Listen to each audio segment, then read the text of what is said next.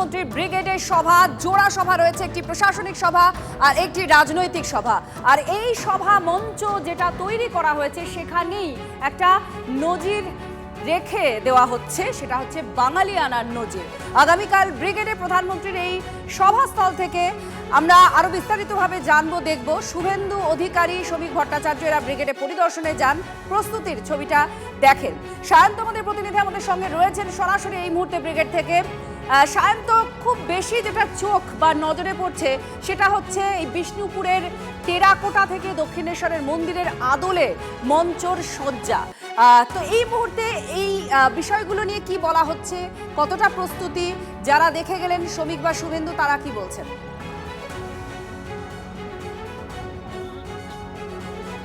দেখো, বিজেপির তরফে দাবি করা হচ্ছে যে মমতা বন্দ্যোপাধ্যায় বা তার দল তৃণমূল যেখানে বাঙালি অস্মিতাকে জোর দেন, বাঙালি অস্মিতার বিষয়ে জোর দেন, বিজেপি কিন্তু সেটা করে দেখায়। এবং শুধু করে দেখায় না, যেটা মূলত দেখা যাচ্ছে মূল মঞ্চে দক্ষিণেশ্বর, মূল মঞ্চে টেরাকোটা, এমনকি বাঙালির সঙ্গে আবেগের সঙ্গে জড়িয়ে সব কিছুকেই স্থান দেওয়া হয়েছে এই তাদের বিজেপির এই ব্রিগেড সমাবেশের মঞ্চে। আর শুভেন্দু রয়েছেন। শুভেন্দু, একটা বিষয়, শুভেন্দু লাইভে রয়েছে একটা বিষয়, বাঙালি আমরা দেখেছি বাঙালি অস্মিতা নিয়ে বারবার তৃণমূলকে বলতে, কিন্তু আমরা দেখছি সমাবেশের যে মঞ্চ সেখানে দক্ষিণেশ্বর টেরাকোটা গুরুত্ব পাচ্ছে। বরাবরই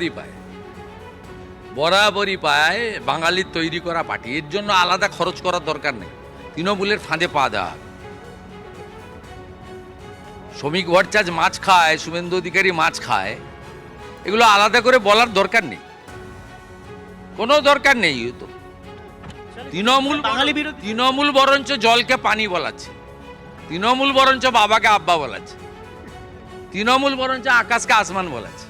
তুমি শুনতেই পেলে যে বিরোধী দলনেতা শুভেন্দু অধিকারী কিন্তু একদম নির্দিষ্ট করে জানালেন, তুমি শুনতেই পেলে যে শুভেন্দু অধিকারী কিন্তু নির্দিষ্ট করে জানালেন কেন তারা আমাদের সঙ্গে থাকার জন্য ধন্যবাদ। ব্রিগেড থেকে সরাসরি আমাদের প্রতিনিধি তুলে ধরছিলেন এবং শুভেন্দু অধিকারী বক্তব্য আপনারা শুনলেন। তৃণমূল কংগ্রেস বারবার বিজেপির বিরুদ্ধে অভিযোগ তুলেছে যে তারা বাংলা বিরোধী, বাঙালি বিরোধী।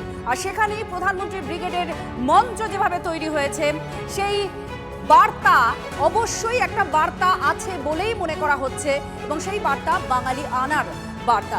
চন্দ্রিমা ভট্টাচার্য, তৃণমূল কংগ্রেসের মন্ত্রী, তার বক্তব্য এই বিষয় নিয়ে আমাদের কাছে রয়েছে। তিনি কি বলেছেন শুনুন একবার। আমি দেখছি এটাকে যে একটা ব্রিগেডের সভা করতে আসছে, তার দলীয় সভা, এটা বাংলা, তাই এসব পারমিশন তাকে দেয়া হয়। আমরা যখন যাই তখন পারমিশন পাওয়া যায় না, এয়ারপোর্ট থেকে ফিরে আসতে হয়, স্টেশন থেকে ফিরে আসতে হয়, রেল স্টেশন। কিন্তু যখনই যেখানে সভা করতে যাবেন, অর্থাৎ দলের সভা, তার পাশেই একটা সরকারি সভা করতে হবে আর তারপরে ডাকতে হবে এখানে, মানে লোক দেখানোর জন্য।